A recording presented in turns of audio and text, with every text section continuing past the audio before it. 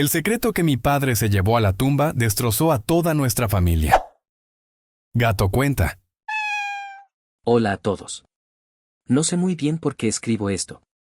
Supongo que es más barato que la terapia, y honestamente, no sé con quién más hablar. Mi nombre es Daniel, tengo 34 años. Hace 6 meses, mi vida era lo que la mayoría consideraría perfecta. Una familia unida, un trabajo estable, y el recuerdo de un padre que era, para mí y para todos los que lo conocieron, un pilar. Un héroe. Hoy, todo eso es ceniza. Y todo es por un secreto que él pensó que se había llevado a la tumba. Mi padre, Ricardo, murió hace exactamente 6 meses y 3 días. Fue un infarto masivo, fulminante. Se fue a dormir una noche y simplemente no despertó. Tenía 62 años, una salud de hierro, o eso creíamos. La noticia fue un cataclismo. Mi madre, Margarita, quedó destrozada. Mi hermana menor, Valentina, que siempre fue la niña de sus ojos, no podía ni formar una frase coherente. Yo, como el hijo mayor, sentí el deber de ser la roca, de organizar el funeral, de recibir a las docenas, no, cientos de personas que vinieron a despedirlo. Era un hombre querido. Un empresario exitoso y respetado, conocido por su generosidad y su carácter afable. En el funeral, escuché innumerables historias sobre cómo mi padre había ayudado a la gente. Cómo le dio un trabajo a alguien que lo necesitaba, cómo financió los estudios de los hijos de un empleado, cómo era el alma de cada reunión. Cada palabra era un clavo más en el ataúd de la mentira que fue mi vida. Yo lloraba con ellos, sintiendo un orgullo inmenso por el hombre que me crió. Qué ingenuo fui. Como el albacea de su testamento, me tocó la tediosa pero necesaria tarea de poner sus asuntos en orden. Era un hombre meticuloso, así que todo estaba bastante claro. La casa para mi madre, fondos fiduciarios para mi hermana y para mí, algunas donaciones a caridad. Todo normal. O casi todo. Una tarde, mientras revisaba los cajones de su escritorio en el estudio, un lugar que para mí era casi sagrado, encontré algo fuera de lugar. Detrás de una falsa pared en el fondo de un cajón de archivos, había una pequeña llave oxidada con una etiqueta de plástico amarillo. En la etiqueta, escrita con la caligrafía perfecta de mi padre, solo había un número y el nombre de un banco en el centro de la ciudad, uno con el que no teníamos ninguna cuenta conocida. Mi primer pensamiento fue que quizás era un tesoro escondido. Acciones antiguas, bonos al portador. Fantasías de niño. Sentí una punzada de emoción, un último misterio de mi padre. Una aventura póstuma. Fui al banco al día siguiente, con el certificado de defunción y mis papeles de albacea en mano. La empleada del banco, una mujer mayor con cara de pocos amigos, me guió a la bóveda. El aire frío y el silencio del lugar me pusieron los pelos de punta. Introdujo la llave, giró la suya y la pesada puerta de la caja de seguridad se abrió. Dentro no había dinero. No había joyas ni documentos financieros. Solo había 2 cosas, un grueso diario de cuero marrón, gastado por el tiempo, y un sobre grande y abultado, sellado con cera. Mi corazón empezó a latir con fuerza, pero no de emoción, sino de un pavor inexplicable. Me llevé la caja a casa, al mismo estudio donde encontré la llave. Esperé a que mi madre y mi hermana salieran de compras. Necesitaba estar solo. Me serví un whisky, aunque eran las 3 de la tarde. Mis manos temblaban al abrir el diario. La primera página estaba fechada 40 años atrás, justo antes de que mis padres se casaran. La caligrafía era inconfundiblemente la de mi padre. Empecé a leer. Al principio, eran las divagaciones de un hombre joven y ambicioso. Hablaba de sus planes de negocio, de su amor por mi madre, Margarita. Sonreí. Era mi padre, el que yo conocía. Pero a medida que avanzaba, el tono cambiaba. Unas 30 páginas después, apareció otro nombre, Verónica. Verónica era mi tía. La esposa de mi tío Javier, el hermano menor de mi padre. Javier y mi padre eran como el día y la noche. Mi padre era carismático, exitoso, un imán para la gente. Mi tío Javier siempre fue más introvertido, un artista con más talento que suerte, un hombre bueno pero perpetuamente a la sombra de su hermano mayor. Verónica, su esposa, era increíblemente hermosa. Recuerdo ver fotos de ella de joven. Era despampanante. Ella y mi tío se divorciaron hace muchos años, de forma bastante abrupta. Verónica simplemente se fue.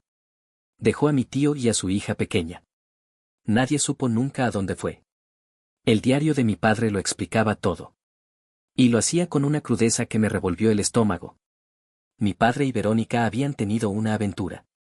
Una aventura apasionada, tórrida y larga. No fue un desliz. Duró años. Empezó poco después de que mis padres se casaran y continuó incluso después de que yo naciera.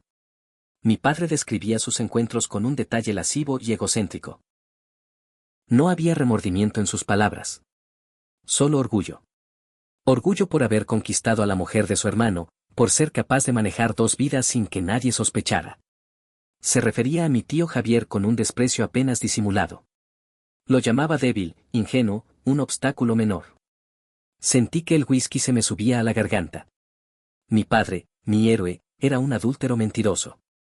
Pero eso, por horrible que fuera, era solo la punta del iceberg. El verdadero horror estaba por llegar. Seguí leyendo, con los ojos ardiendo, sintiendo como el mundo que conocía se desmoronaba con cada palabra. La aventura tuvo una consecuencia. Verónica quedó embarazada. Y el hijo de esa aventura no era un desconocido. Era mi hermana. Mi hermana Valentina. No. No podía ser. Leí el pasaje 3, 4, 10 veces. La sangre se me heló en las venas. El aire se me escapó de los pulmones. Me levanté y vomité en la papelera del estudio de mi padre. Según el diario, cuando Verónica supo que estaba embarazada, entró en pánico. Quería abortar, desaparecer. Pero mi padre, en un acto que él describía como genialidad estratégica, la convenció de tener al bebé.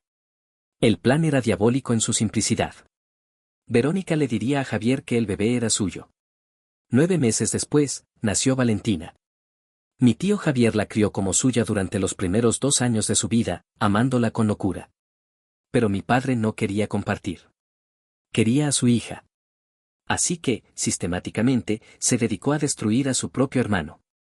El diario lo detallaba con una frialdad escalofriante. Usó sus contactos y su dinero para sabotear el pequeño negocio de arte de Javier. Hizo que sus clientes se retiraran, que sus proveedores le fallaran. Orquestó una campaña de desprestigio sutil. Javier, que nunca fue un hombre de negocios, vio cómo su mundo se venía abajo sin entender por qué. Se endeudó. Empezó a beber. Su matrimonio con Verónica, ya tenso por el secreto, se rompió. Finalmente, mi padre le dio el golpe de gracia. Le ofreció a Javier un préstamo para salvar su negocio, un préstamo con condiciones imposibles de cumplir.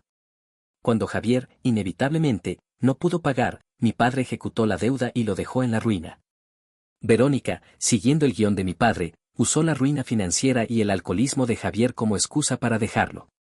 Pero había un problema, Valentina. Verónica no quería la carga de una niña.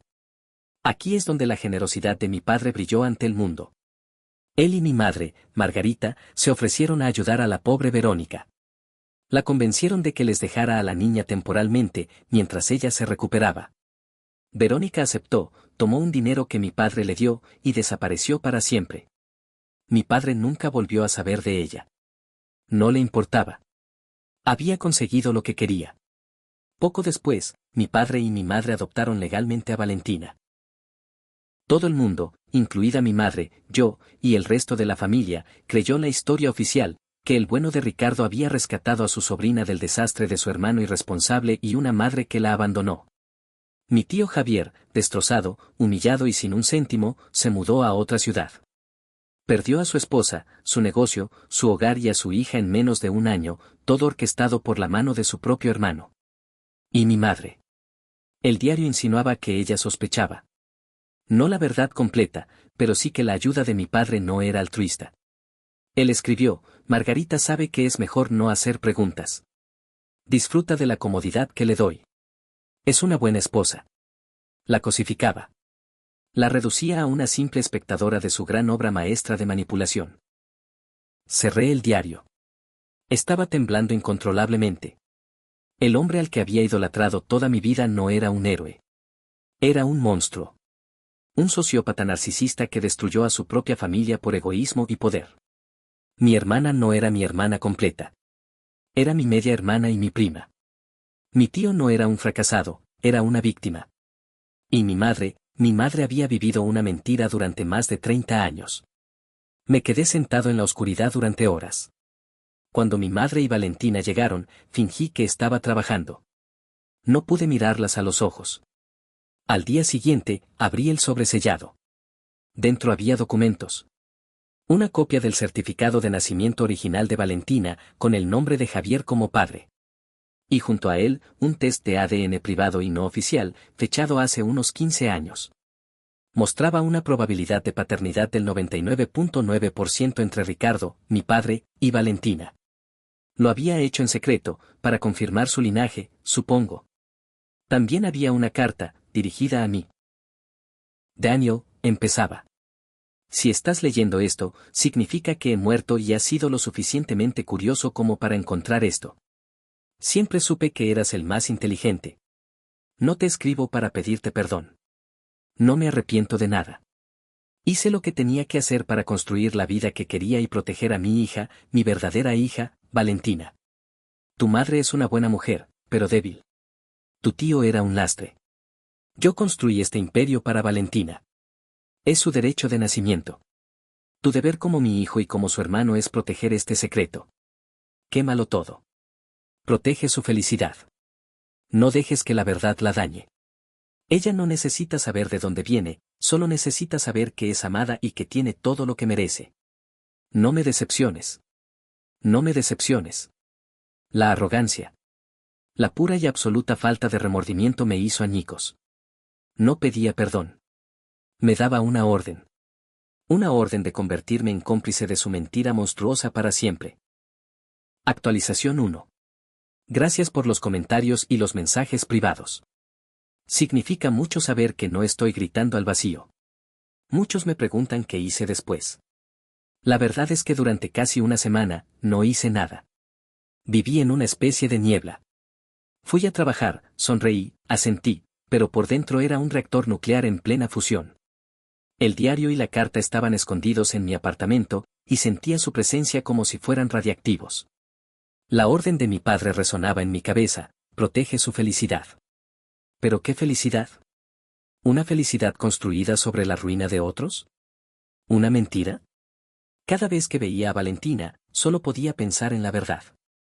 Ella adoraba la memoria de nuestro padre. Tenía una foto de él en su mesita de noche. A veces lloraba por él, y yo tenía que consolarla, sabiendo que el hombre por el que lloraba era un monstruo que le había robado su verdadera vida. La culpa me estaba carcomiendo vivo. El punto de quiebre llegó durante una cena. Estábamos mi madre, Valentina y yo. Mi madre mencionó algo sobre mi tío Javier. Dijo que deberíamos invitarlo para Navidad, que quizás ahora que Ricardo no está, se sienta más cómodo. Lo dijo con inocencia, pero la reacción de Valentina fue instantánea. ¿Para qué?, dijo con desdén. Ese hombre nunca se preocupó por mí. Papá tuvo que criarme porque él era un borracho inútil que dejó que mi madre me abandonara. Papá fue mi verdadero padre. Ver la convicción en sus ojos, escucharla repetir la narrativa venenosa que mi padre había creado, fue como un puñetazo en el estómago. En ese momento, supe que no podía seguir con la mentira. No era justo para ella, y ciertamente no era justo para Javier. Esa noche, no pude dormir. A las 3 de la mañana, conduje hasta casa de mi madre. Ella se despertó asustada. Le dije que teníamos que hablar. Nos sentamos en la misma sala donde tantas veces nos habíamos reunido como una familia feliz. Le di el diario. Al principio, se negó a leerlo. Daniel, ¿qué es esto? Es la privacidad de tu padre. Mamá, por favor, le supliqué, con la voz rota. Tienes que saber quién era realmente el hombre con el que te casaste. Leyó. Durante 2 horas, leyó en silencio, mientras yo la observaba. Vi cómo su rostro pasaba de la confusión a la incredulidad, al horror y, finalmente, a una desolación tan profunda que me partió el alma. Cuando terminó, no lloró. Simplemente se quedó mirando la pared, con el diario en su regazo, como si fuera una serpiente muerta. Lo sabía, susurró. No todo, Dios mío, no esto, pero sabía que algo estaba mal. La forma en que miraba a Verónica. La forma en que se regodeaba de la caída de Javier. La forma en que se aferraba a Valentina, como si fuera un trofeo. Yo solo, Me convencí de que era mi imaginación. Era más fácil. Oh, Dios mío, Margarita, qué tonta fuiste. Lloró entonces. Un llanto silencioso y desgarrador que sacudió todo su cuerpo. Lloré con ella. Lloramos por el hombre que nunca existió, por la vida que creíamos tener, por el veneno que había estado corriendo bajo la superficie durante décadas. Cuando nos calmamos, tomamos una decisión. Valentina tenía que saberlo. Y Javier también. No podíamos seguir siendo los guardianes de ese secreto infernal. Decidimos contárselo a Valentina primero. Fue, sin lugar a dudas, el peor día de mi vida. La sentamos al día siguiente. Le dijimos que habíamos encontrado algo que su padre había dejado. Traté de ser gentil. Empecé diciendo que las familias son complicadas, que la gente comete errores. Ella nos miraba con impaciencia. Entonces, se lo dije. Le conté la historia del diario. Su reacción fue volcánica. Se rió. Una risa amarga, incrédula. Están mintiendo, espetó. Está celoso. Siempre estuviste celoso de que papá me quisiera más a mí. ¿Y tú? Le gritó a mi madre, ¿cómo puedes permitir que diga estas cosas horribles? Mi madre, con una fuerza que no sabía que poseía, le dijo, es la verdad, mi amor. Lo leí yo misma. Le mostramos el diario, la carta, la prueba de ADN. Ella miró los documentos con los ojos desorbitados. Su negación comenzó a resquebrajarse, reemplazada por un horror puro. Se levantó, tirando la mesa de café. Gritó. Gritó que nos odiaba, que habíamos destruido la memoria de su padre. Corrió a su habitación y un momento después salió con una maleta. No puedo mirarlos a la cara, dijo, con lágrimas corriendo por su rostro. Mi vida entera. Mi vida entera es una mentira gracias a ustedes. Gracias a él, Valentina. No a nosotros, le dije suavemente. Él está muerto. Ustedes están aquí. Ustedes lo mataron por segunda vez, gritó antes de salir y dar un portazo. No hemos sabido de ella en 3 semanas. No contesta nuestras llamadas ni mensajes. Su amiga nos dijo que se está quedando con ella y que no quiere vernos. Nuestra familia se había roto en 2. Pero la parte más difícil aún estaba por venir. Tenía que llamar a mi tío Javier. Actualización final. Hacer esa llamada fue lo más difícil que he hecho. Marqué el número de mi tío Javier con manos sudorosas. Él contestó al tercer tono, su voz tranquila y algo melancólica, como siempre. Le dije que necesitaba verlo, que era sobre mi padre. Aceptó, y conduje 3 horas hasta su pequeña casa en la costa. Javier vive una vida sencilla. Pinta paisajes marinos, los vende a turistas. Su casa es modesta, llena de lienzos y el olor a trementina. Me recibió con un abrazo cauteloso. Nos sentamos en su porche, mirando el mar. No sabía cómo empezar. Así que simplemente le di el diario. Tío, esto te pertenece más a ti que a mí, le dije. Lo leyó entero, sin decir una palabra. Yo solo miraba las olas, dándole su espacio. A diferencia de mi madre o mi hermana, Javier no lloró ni gritó. Cuando terminó, cerró el diario con una calma aterradora. Se quedó mirando el horizonte durante lo que pareció una eternidad. Finalmente, habló, y su voz era apenas un susurro. Así que... todo fue él. Cada fracaso. Cada noche de insomnio preguntándome qué hice mal. Cada vez que me miraba con lástima, era él. Él me quitó mi negocio, mi esposa, y mi hija. Se giró para mirarme, y vi en sus ojos no solo dolor, sino 30 años de confusión que de repente encajaban en su lugar. Fue como ver a un hombre resolver el acertijo de su propia vida arruinada. Gracias, Daniel, dijo, y eso me rompió. Gracias por darme la verdad. Es un regalo terrible, pero es la verdad. Pasamos el resto de la tarde hablando. Me contó su versión de los hechos, la confusión, la sensación de ser saboteado, la partida de Verónica, la generosidad de mi padre que siempre le pareció extraña. La verdad no lo sanó, pero al menos le dio un nombre a su verdugo. Las consecuencias han sido un infierno. Valentina finalmente nos contactó, pero solo a través de un abogado. Está impugnando el testamento. Afirma que mi padre fue influenciado indebidamente por mí y mi madre en sus últimos años, lo cual es absurdo, y que el diario es una falsificación que creamos para robarle su herencia. Quiere que se haga una prueba de ADN con los restos de mi padre para demostrar que soy yo el que miente. Irónicamente, la verdad que queríamos darle es la que ahora usará contra nosotros en un tribunal. Mi madre ha envejecido 10 años en 6 meses. Ha puesto la casa familiar en venta. No puede soportar vivir rodeada de los fantasmas y las mentiras. La relación con su hermana, la madre de Javier y mi padre, está rota, ya que la abuela se niega a creer que su hijo predilecto fuera un monstruo. Nos acusa de manchar su memoria. Mi tío Javier ha contactado a Valentina. No para reclamarla, sino para decirle que está ahí si alguna vez quiere hablar. Ella no le ha respondido. Y yo estoy aquí, en medio de las ruinas. Perdí a mi padre, a la imagen que tenía de él. Perdí a mi hermana. Mi familia está destrozada, enfrascada en una batalla legal fea y pública. Todo el respeto y la admiración que la gente sentía por mi padre se está convirtiendo en un chisme morboso. Su legado no es el de un héroe, sino el de un villano de telenovela. Su secreto no murió con él. Se quedó aquí, como un veneno, pudriendo todo lo que tocó. Él no solo se llevó su secreto a la tumba, desenterró la nuestra y nos enterró a todos en ella. No sé si busco un consejo. Quizás solo necesitaba que alguien más en el mundo supiera que el gran Ricardo, el hombre que todos admiraban, era una farsa. Un hombre que construyó un castillo sobre los huesos de su propio hermano y llamó a eso una familia. Gracias por leer hasta el final. Y bueno, hasta aquí llega esta historia.